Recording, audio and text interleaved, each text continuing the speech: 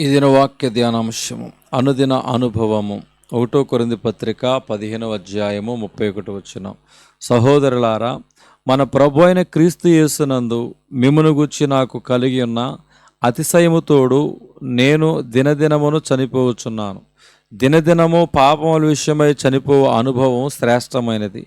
నేను నా అని చెప్పుకొను స్వయమునకు స్వయం చిత్తమునకు అనుదినము చనిపోవుట నేను కాను, క్రీస్తే నా యందు జీవించుచున్నాడు అని చెప్పుచున్న ప్రతి ఒక్కరూ ఈ అనుభవం గుండా దాటి వెళ్ళుచున్నారు. యేసు క్రీస్తును గూర్చి వధింపబడినట్లుండిన గొర్రె పిల్ల అని చదువుచున్నాం. ప్రకటన 5:6. నేడును ఆయన సిలువ వేయబడినట్లుగానే రక్తము చిందించుచున్నవానిగానే ఉన్నాడని ఈ వాక్యము తెలియచేయుచున్నది.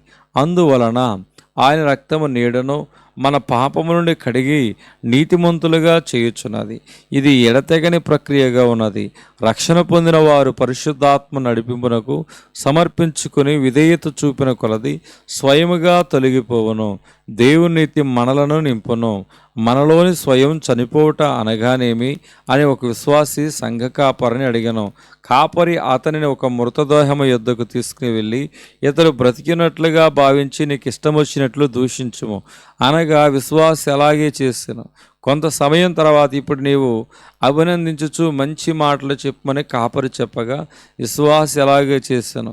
అయినను చనిపోయిన వ్యక్తి ఏమాత్రము స్పందించలేదు. అప్పుడు సంఘ కాపరి, నేను ఎవరు కొనియాడినను దూషించినను దాని గురించి చింతించక ఈ మృతదేహం వలె ఉనుటయే నీవు చనిపోవుట అనెను. అపోస్తలుడైన పౌలు జీవితం యొక్క ప్రారంభ దశలో అనుదినము చనిపో అనుభవం లేకుండాను గనక ఇలాగూ రాస్తున్నాం, నేను నిశ్చయించినది చేయక ద్వేషించినదియే చేయుచున్నాను. నేను చేయగోరు మేలు చేయక చేయగోరని కీడు చేయుచున్నాను. అయ్యో, నేను ఎంత దౌర్భాగ్యులను!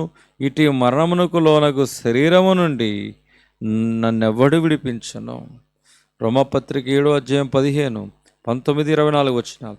పరిశుద్ధత మరియు దైవిక పరిపూర్ణతకు పొందు నిమిత్తము మీరు చేయు తీర్మానములు మిమ్మను ఉన్నతమైన స్థాయిలోనికి నడిపించను. జనుల మధ్య మీరు జీవవాక్యమును చేతపట్టుకుని లోకమందు జ్యోతుల వలె కనబడుచున్నారు. ఫిలిప్పీ పత్రిక 2:16 వచనం. దేవుడి దిన వాక్యమును దేవుడు దీవించునుగాక. ఆమేన్.